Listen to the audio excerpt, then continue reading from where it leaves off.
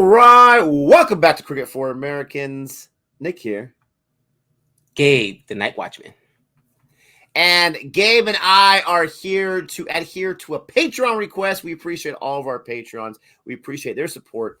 And we got a request to check out an interview that Eoin Morgan did with his time with KKR a little while ago. But Eoin Morgan has retired recently. Those in the cricket community, you already know this. It was, 1 or 2 weeks back when he made the announcement. It was good to see him in the commentating booth. They have what's called the cricket pod right there, right outside the boundary. They're straight from the batter. And one of the balls, one of the sixes, I can't remember who hit it, almost hit him and Atherton in the cricket pod. It was pretty hilarious. Both of them ducked for cover. But Eoin Morgan most recently was the captain of the white ball cricket for England. We know he's from Dublin. All right, we know about that left-handed batsman. But he's also been a captain in the IPL. He's played Test. His last Test match was 2012, so it's been a while. His debut was 2010. But he played ODI. His last ODI was just a few weeks ago, and his last T20 was 2 weeks before that. Excuse me. No, about 6 months ago. My bad. But this guy in 248 ODI matches has almost 8,000 runs scored. Nothing to sneeze at whatsoever. A batting average of 39. He's got 47 50s.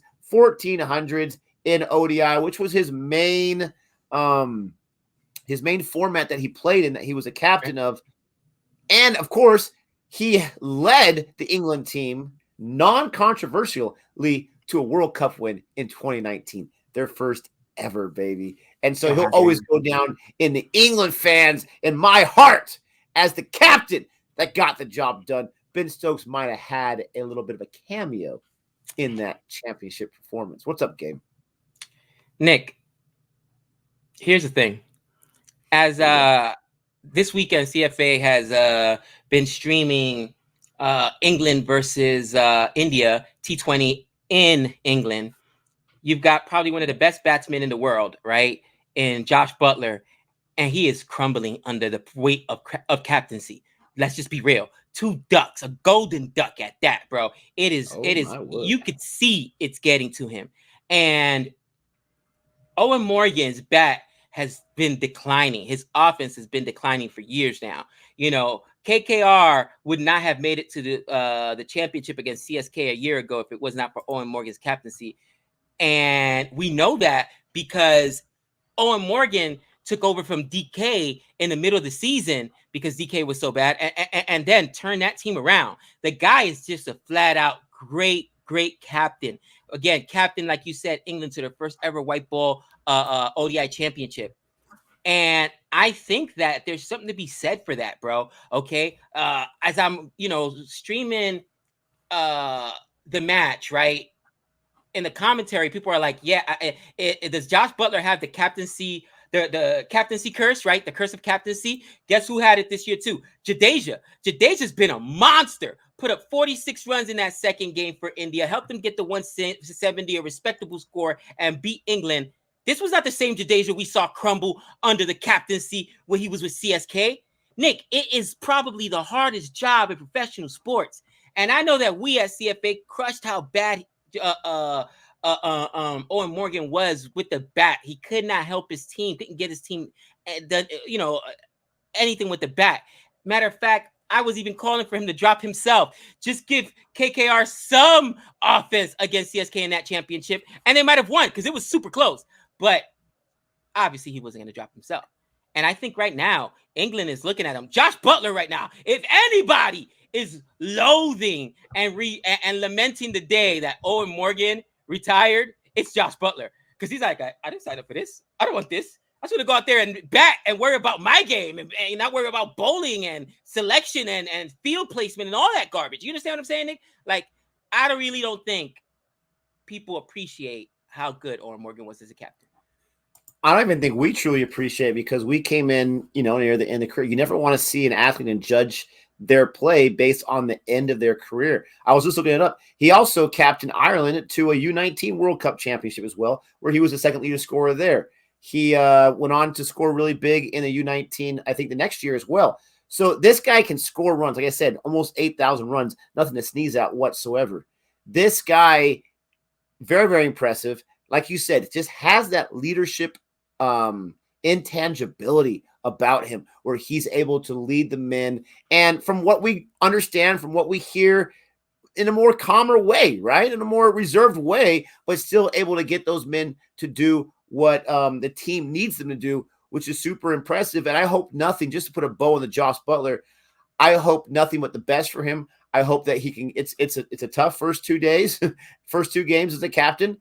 Hope that he can weather that storm. We saw K. Raul in a temporary captaincy take over in South Africa, and we haven't seen him again. Now he's unfit, right? They announced him as captain, but then he's unfit. But I mean, geez Louise, we hope nothing like that happens to Josh Butler.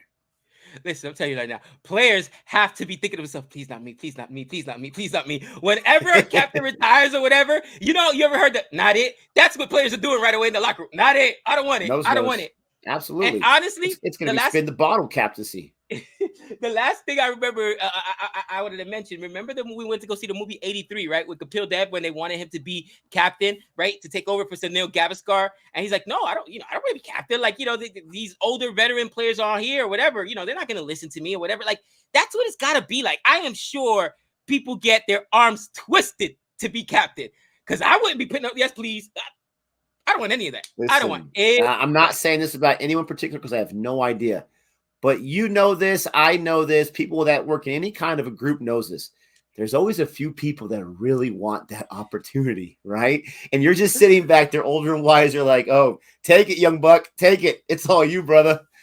Take it, young fella, take it. Nice knowing you. All right, so we're going to go ahead and check out this interview. Like I said, this is from KKR's YouTube channel. And we got this request from quite a few Patrons. I want to mention their names. We got James, who requests this. We got Matt. We got Radhika Krishnan. And we got Sanjana. So take that for what it's worth. 4 different patrons requesting this. Hopefully you like it. KKR yeah, fans, maybe? KKR fans, absolutely. Please don't forget to like and subscribe here at Cricket for Americans so you can hook us up, support us, and hit the notification bell so that you know when our next videos come out. With all that being said, let's go ahead and check this out in 3, 2, 1. If you could meet your 13-year-old self, what would you tell him? To keep doing what he's doing, because I've ended up living the dream. There you go. Living the dream. 2007, 2011, 2015, we were badly hurt. What's going on here? Even some of the senior players weren't talking. The potential was always there, it was just the focus wasn't. And that's got to be frustrating when you got the guys there, you have the talent. We're hammered up and down New Zealand and Australia. The director of cricket lost his job. It was Andrew Strauss. Is the biggest change we've ever had in personnel.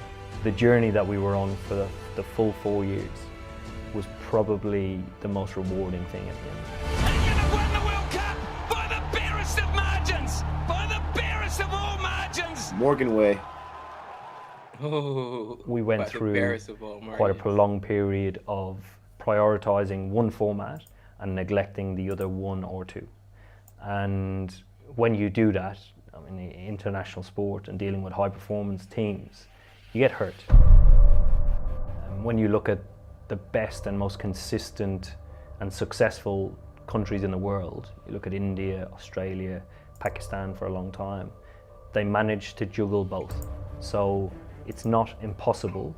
I think 2007, 2011, 2015, we were badly hurt. We were unprepared, we were way behind in the way everybody else was playing the game. In particular 2015, we were hammered up and down New Zealand and Australia. We really did struggle in pretty much every game. But I think if that was a Ashes series in 2007, 11 and 15, our preparation, our planning, our strategy would be on point. So the potential was always there, it was just the focus wasn't. I think the cornerstone of change and meaningful change was after the 2015 World Cup. The director of cricket lost his job. And For me, the next appointment of our director of cricket, which was Andrew Strauss, is the biggest change we've ever had in personnel. It's interesting how they're editing this video. He came in with a clear vision of how he saw English cricket going forward. Thankfully, I was included in that, so he kept me on as captain. The other integral part of that for me was the appointment of Trevor Bayliss working with Paul Farbrace, because that says to me, as a predominantly white ball cricketer, that we're going to earmark 2019 Home World Cup as something that we can win. And it's not just an idea that we can pluck out of the air, we actually have the players to do this. And the first meeting we ever had, which was to outline our plans over the next 4 years, to go through the series that were up-and-coming series against New Zealand. Straussy had presented to the guys for maybe 10-15 minutes, and he sat to my right as I started talking. And I started to notice as I started speaking to the guys that guys were sort of sitting back, shy, and the first question that I threw out to the floor, not one person answered. And I was a bit distracted. I thought, what's going on here? Even some of the senior players weren't talking. And I was like, oh my, I keep forgetting he's Andrew Strauss. I've known the guy for an extremely long time. He's great, probably the greatest captain we've ever had in English Test match cricket. So a lot of the younger guys in the room, I think, were quite intimidated while he was there. So I said, Straussy, please leave the room. With the kindest of respect, can you leave? And he did and laughed. But we've laughed about it since. And then from there, guys started to speak, guys started to feel like they have a stake in things and a say in things. And I think that's crucial when it comes to trying to build a growth mindset moving forward. It's not the coach's team, it's not the captain's team, it is the players' team. Probably the biggest area we needed to improve on was our batters. We needed to score more runs, but we actually needed to do it faster. So guys like Jason Roy, Alex Hales, Johnny Bairstow had to be selected. Sam Billings, the way that they play was the way that the game was moving forward. So identifying that talent early, simply because between the end of 2015 World Cup and the start of the 2019 World Cup, there were 86 one-day international games that we had to play. And we wanted to get guys as much experience in an England shirt and international cricket. I think we never cut anybody short, we never dropped anybody too soon. If anything, we gave guys maybe 2-3 games too many, because we're asking them to take a bigger risk on an international stage very early in their career for the team. So if you're asking guys to take risks the whole time, you need to build trust. And one of the ways that we built trust was by continuing to show consistency in selection. Gosh, I love this guy. The final was the most dramatic Right? game of cricket, and the best game of cricket probably that's ever been played, which contributes to, you know, the hype of it. For us at home, it has lifted the profile of the game like we've never seen. The game was so tight, and right till the end, as tight a game as you'll ever play in.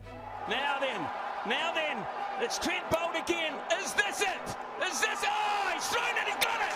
He's got it! They go to the other end. Oh, he gets in the way. This has got to go all the way to the boundary off the bat. Can you believe this? It has! I do not believe what I've just seen. 48 games, one ball. Here's Bolt.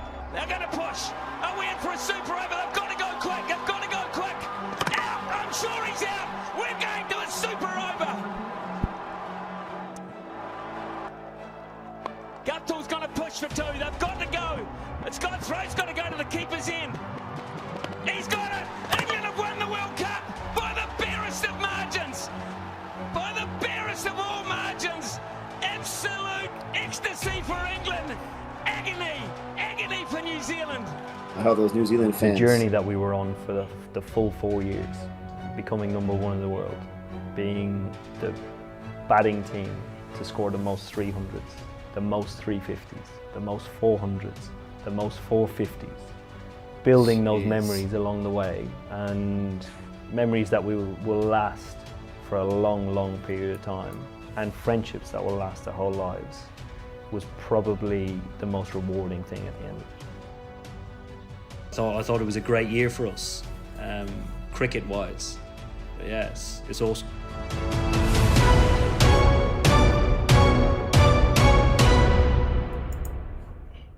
Wow. Nick, you know when you make a comment or you say something and you go back and you kind of like, dude, I was one of the guys calling for his job especially with KKR, right? Because he just wasn't helping with the stick. But you realize, especially now, and you see that he's gone, you realize how integral he was as a captain and even to the England white ball team. And he mentioned something there that I think was honest, first and foremost, but I think it's happening again. And it's that, when you prioritize one side or the other too much, then it hurts the other side.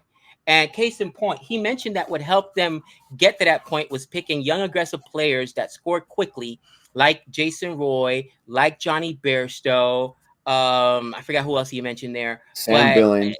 Sam Billings. Like that's what you need in order to win in ODIs and win in T20s, right? To win in the white ball game. But yet this weekend in the matchup against India and England, there was no Johnny Bairstow, right? There was no Ben Stokes. And people are going to say, well, they just finished playing tests. Yeah, they finished playing tests and they still could have made the jump to get there. It had been more than a couple days. It's you know what I mean? It's like 3 days or 4 days between the second game.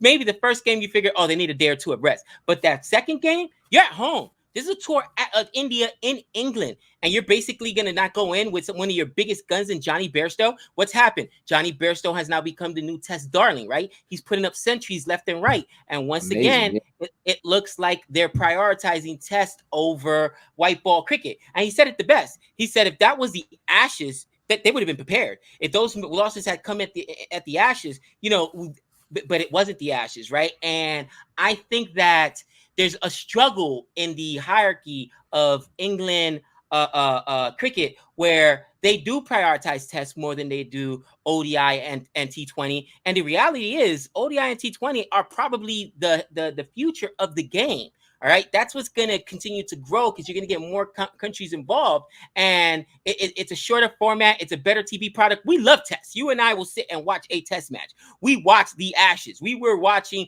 several hours of the Ashes. We have streamed 8 hours of cricket. But how many people have the luxury to do that? You know what I'm saying? How many people? You can't. And if you want to really take the game to the next level, the international level, you've got to have that TV product that you can get to in 2, 3 hours, 4 hours tops. You can't do a 5-day match. Sometimes it's like 30 plus 40 hours of cricket. It's not going to happen. It's not going to happen. So I think England may have their priorities mixed up. And I'm glad Owen Morgan mentioned it there. I'm seeing the same thing. It was funny. Somebody was mentioning, I think it was Jason Roy today, or maybe in the first game, Jason Roy's still playing with like he's auditioning for the for the test team because they're focusing so much on on tests and they're playing a lot slower. That's not how you play in T20, man. That's not how you play in the white ball game. It's funny because you mentioned as we were watching it, I love his personality. I love, yes, calmness, but I almost got the impression he was like antisocial, right? An extreme introvert. And I get this is just 8 minutes, but I loved his calmness. I loved his the things he was saying. He mentioned growth mindset, which is a very modern forward way of thinking about leading different people and getting everyone involved. Like he said, it's a player's team, not the coach's team or whatever.